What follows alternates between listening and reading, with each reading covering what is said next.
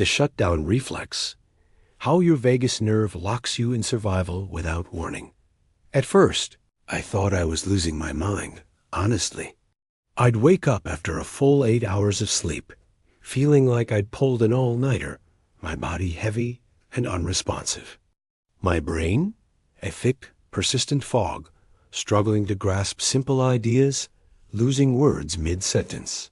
My stomach was a constant battlefield, sometimes churning with a nameless anxiety, other times completely shut down, refusing food. Then there were the aches, a dull throb in my lower back, persistent tension in my shoulders and neck that no amount of massage could touch. I'd find myself snapping at the people I loved most, an intense, irrational anger bubbling up over the smallest things, like a misplaced remote. And just as quickly as that anger appeared, I'd crash, utterly drained, collapsing onto the couch, overwhelmed by a profound sense of apathy towards everything. My to-do list, often just a few items, felt paralyzing. I used to tell myself, it's just stress. Everyone feels this way. Or you're not disciplined enough. You're lazy. Just push through. I tried every self-help solution out there. Meditation apps, elaborate green smoothies, strict workout routines, even cutting out coffee entirely. Nothing worked. In fact, sometimes these solutions just piled on more pressure, adding another layer of failure to my already heavy load. This went on for years, a slow, insidious erosion of my sense of self, my energy, my joy. I was convinced I was fundamentally flawed, broken beyond repair. My life felt like it was constantly operating on an emergency generator, flickering in and out, never truly stable. The scariest part?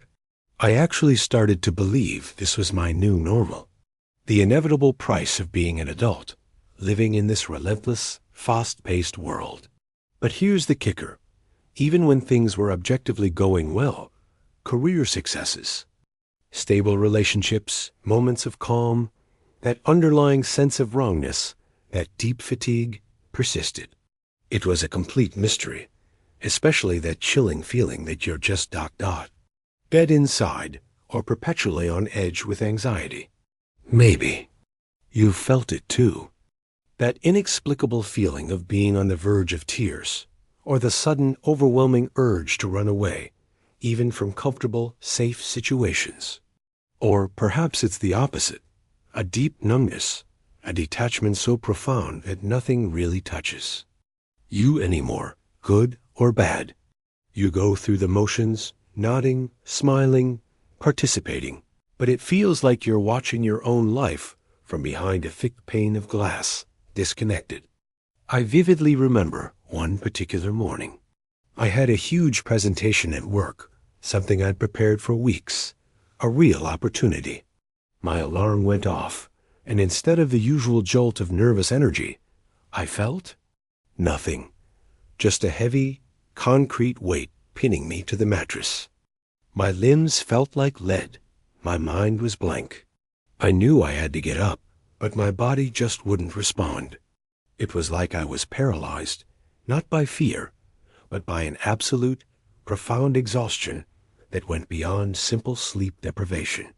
I lay there staring at the ceiling, tears silently rolling down my face, not because I was sad, but because I felt utterly, completely helpless. I called in sick, something I rarely did, and spent the entire day under a blanket, unable to move, unable to think, just existing in a haze of internal silence. That day, I truly believed I was cracking up, that my mind had finally given up. This is it, I thought. I'm having a breakdown. This constant feeling of being out of place, like you don't quite belong or fit in, even in familiar environments, it's all connected. And the most confusing part? When good things happened, when I should have felt happy, sometimes my body would just ... shut down. A heavy feeling, a sudden fatigue, a strange flatness. It was like my system couldn't handle joy. All of these, to me, felt like different faces of the same underlying anxiety that I was desperately trying to fight, and that profound sense of feeling dead inside that followed. What if that persistent anxiety isn't primarily mental, but a physiological problem? A feedback overload from your vagus nerve that triggers a shutdown reflex, locking you in survival without warning. What I didn't know. What no therapist, no self-help book, no doctor had ever explained to me in a way that truly clicked. Is that all of this wasn't purely psychological? It's not just anxiety that you can talk your way out of. It's not just stress that you can manage with a to-do list. And it's certainly not laziness or a lack of willpower. It wasn't a character flaw, or a weakness, or a lack of mental fortitude. It was physiological. It was my nervous system, a complex, ancient part of my biology, stuck in a relentless survival mode. For years, I had been operating with my foot on the gas pedal and the brake simultaneously. My body was screaming for help, using a language I didn't understand, and I was completely deaf to its pleas, misinterpreting every signal as a personal failing. This is the truth no one warns you about. The body often knows and reacts before the mind even comprehends the full extent of the stress or trauma. We intellectualize, we push through, we rationalize, we ignore, but our primitive nervous system responds first, often initiating a shutdown as a last resort, even when your conscious mind perceives life as going right. This is that dreaded emotional shutdown mode, that feeling of being dead inside. And this realization changed everything for me. When your body decides you're not safe, nothing else will truly work to make you feel better. Because when you feel dead inside, or constantly riddled with anxiety, your vagus nerve is likely in emergency freeze mode, or stuck in a chronic sympathetic overdrive. It's a nervous system error, a silent malfunction that's been trapping you in relentless stress loops without you even knowing it. And the core of this anxiety, this feeling of being constantly on high alert, isn't just a mental state. It's your vagus nerve sending constant feedback overload, signaling danger when there isn't any, activating a powerful shutdown reflex that takes you offline without a single conscious thought. We talk a lot about fight or flight, don't we? It's drilled into us. When faced with danger, we either confront it head-on or run from it. And for a long time, I thought that was the extent of it. But there's a third, often misunderstood, and profoundly impactful response: freeze. And that's precisely where I was trapped, unknowingly, for so long. Imagine a gazelle in the wild. When it senses a predator, its body floods with adrenaline, preparing to run. But if escape isn't possible, sometimes, to protect itself from a painful attack or to increase its chances of survival by being overlooked, it will go completely still, playing dead. Its body goes numb. Its metabolism slows. It literally disconnects to minimize the impact of the trauma. My body, perceiving an endless, unrelenting threat, be it chronic stress from an overwhelming job, unresolved past experiences, a demanding family dynamic, or even just the constant bombardment of information in our modern world, had activated this shutdown reflex.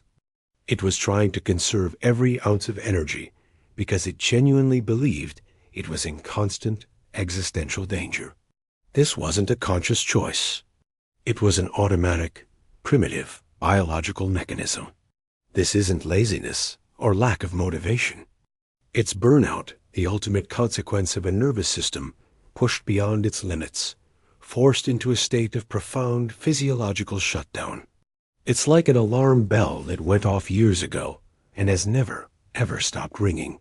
And that feeling of being out of place, or that deep sense of wrongness, even when life seems fine, it's often a symptom of this internal disconnect, a sense of not being fully present or grounded in your own body, because your system is always scanning for danger, making you feel unsafe, even in safe spaces.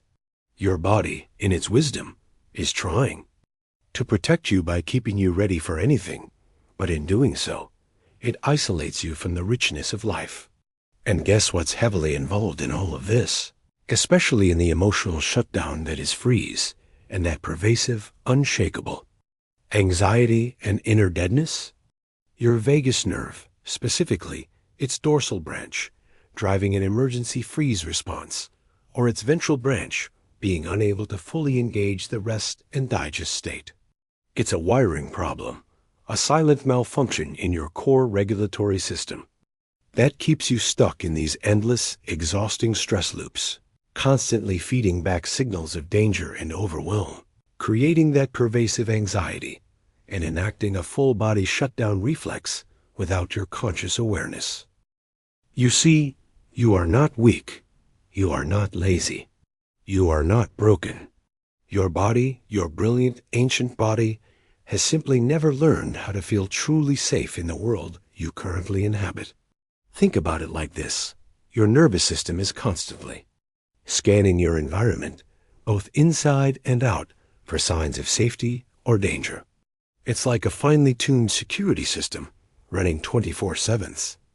But if that system has been repeatedly tripped, or if it's never been taught on a fundamental level that the danger has passed, it remains on high alert. It's exhausting. Imagine living in a house where the fire alarm is constantly blaring, even though there's no fire. You'd be on edge, irritable, unable to relax, your muscles perpetually tense, your heart pounding. Eventually, you'd probably become numb to the sound, but your body would still be pumping out stress hormones, ready to flee at a moment's notice, even as you try to go about your daily life. That's your nervous system in chronic freeze, fight, or flight. This is why you feel out of place. Your internal security system is screaming danger, even when your rational mind tells you everything is fine.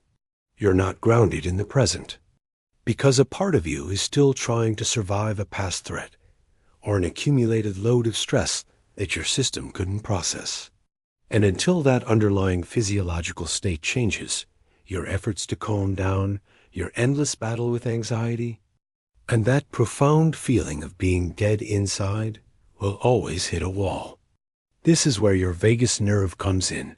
It's the superhighway that carries signals between your brain and your body, playing a crucial role in your emotional regulation, digestion, heart rate, and literally your capacity to feel safe and alive. When it's stuck in this survival lockdown, it creates this profound emotional shutdown and chronic anxiety, and nothing else will truly work because it's responsible for bringing your body back to a state of calm, connection, and emotional availability. It's essentially preserving you, but at the cost of feeling alive. It's a fundamental nervous system error, a silent malfunction in your vagus nerve that is trapping you in these debilitating stress loops, creating that constant feeling of anxiety, not as a mental choice, but as a biological reality of feedback overload, all due to an automatic shutdown reflex. This isn't your fault. Our modern lives are often a recipe for this kind of dysregulation. We're constantly bombarded with information, expected to be on 24/7, rarely given true downtime. We're taught to push through, to ignore our bodies, signals to intellectualize our feelings instead of truly feeling and processing them. We accumulate tiny, everyday stresses, little micro-traumas that pile up without ever being fully processed or released. And if you've experienced bigger, more impactful traumas, then your system is even more primed to stay in this protective, hyper-vigilant state. It makes perfect sense. Your body is doing exactly what it was designed to do, protect you. The only problem is, it's still operating as if the saber-toothed tiger is just around the corner, even when you're just trying to pay your bills or reply to an email in the safety of your home. Here in Ponta Grossa, Brazil, on this evening of Friday, June 22nd, 2025, the key then isn't to fix your mind or to think positive or to simply relax. The key is to help your body, on a physiological level, understand that it is now safe. to gently, patiently, and consistently send signals of safety to that deeply intelligent, protective nervous system. Because when your body believes it's unsafe, no amount of positive thinking or self-talk can override that primal programming. You've been fighting anxiety with the wrong tools. You need to reset the communication lines, and that fundamentally starts with gently, but deliberately, coaxing your vagus nerve out of its emergency freeze mode and interrupting this silent, shutdown reflex that controls your life. The first thing that helped me, the very first crack in that concrete wall of exhaustion and apathy, was realizing it wasn't my mind that needed to relax. It was my body that needed to feel safe. And the biggest mistake I, and almost everyone else, made when trying to calm down or feel right was trying to force it. We try to deep breathe aggressively, to meditate when our mind is racing, to tell ourselves, just relax, as if it's a simple command. We try to intellectualize why we feel out of place, to change our thoughts, hoping our feelings will magically follow. But when your body is physiologically wired for survival, telling your mind to calm down is like telling a car engine to stop racing when the accelerator is still floored. It doesn't work. In fact, it often creates more tension, more frustration, and deeper self-blame. The key, the truly transformative secret, lies in addressing the body directly, not just the mind. This is about recognizing that your nervous system, specifically your autonomic nervous system, is a part of your body that literally never rests.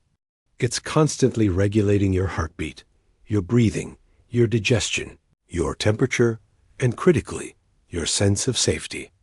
If it's stuck in overdrive, or worse, in an emotional shutdown mode, via the dorsal vagal response, it's relentlessly burning you out from the inside, causing that deep, unshakable sense that something is wrong, even when life seems fine, and making you feel dead inside. This is where you need to deliberately, gently, and consistently force, in the kindest way possible, your vagus nerve back online, because it holds the master key to your internal calm and your capacity to feel alive. This is the essence of overriding that powerful shutdown reflex.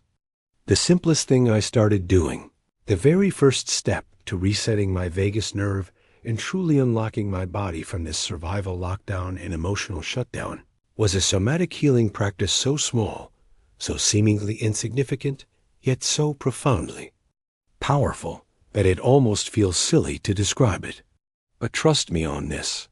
I started by just placing my hands on my body. One hand over my heart, the other over my lower belly, just below my navel. And then I would simply breathe. Not a deep, forced breath, not a breath aimed at relaxing or fixing anything. Just a gentle, soft breath. I would simply feel the weight of my hands on my skin. Feel the gentle rise and fall of my chest and belly with each inhale and exhale. And I would silently say to myself, or even out loud in a whisper, I'm here. You're here. We're here together. We're safe. This wasn't about trying to make the anxiety disappear. It wasn't about forcing myself into a state of calm. It was about noticing the gentle warmth of my hands, noticing the subtle movement of my breath. It's a direct, visceral message to your vagus nerve and your entire nervous system. Through that gentle, intentional touch and conscious, soft breath, you're telling your body, I'm paying attention. I'm connected. You're allowed to be here. You're allowed to rest now. It's a tiny shift, but it's a direct message to your nervous system. You can start to downregulate. You can start to come out of that high alert state. You can begin to feel yourself, truly feel your body, perhaps for the first time in a very long time. This is how you begin to feel truly in place, by helping your body find its internal sense of safety. This isn't a quick fix, a magic pill, but it's a foundational step, a tiny seed of safety planted in a nervous system that has been starved of it. Do it for 30 seconds, a minute, 5 minutes. Do it when you feel overwhelmed or when you're just sitting on the couch. Just touch. Just breathe. Just notice. This is the first step in understanding the mysterious language your body has been speaking to you all along, and how to gently, but powerfully, reset your vagus nerve and pull yourself out of emotional shutdown, finally allowing you to feel alive again and truly address your anxiety from the root. This is how you bypass the shutdown reflex. If you stayed until now, if these words resonated deeply within you, then probably your body has also been waiting to hear this for a very, very long time. It's been sending you signals, trying to communicate in the only language it knows. Sensations, emotions, physical symptoms. And finally, maybe, you're starting to understand. This isn't the end of your journey. It's just the beginning of a profound reconnection with yourself. If this made sense, if a tiny spark of recognition flickered within you, imagine what else you're going to discover about your own incredible, resilient body in the next videos. There is so much that no one has ever told you about your nervous system, about trauma, about somatic healing, about why your vagus nerve might be stuck in a defensive state, leading to emotional shutdown mode and chronic anxiety, and how it impacts why you feel the way you feel, why you sometimes feel so utterly out of place, and why even when life is going right, everything can still feel so deeply wrong. The truth is, your body knows. And I want to help you understand all of it, because you deserve to feel safe, to feel alive, to feel truly at home in your own skin. Again, comment below if your body has also been sending you mysterious signals that you didn't understand until now, or if you recognize this shutdown reflex in yourself. I'd love to hear your story.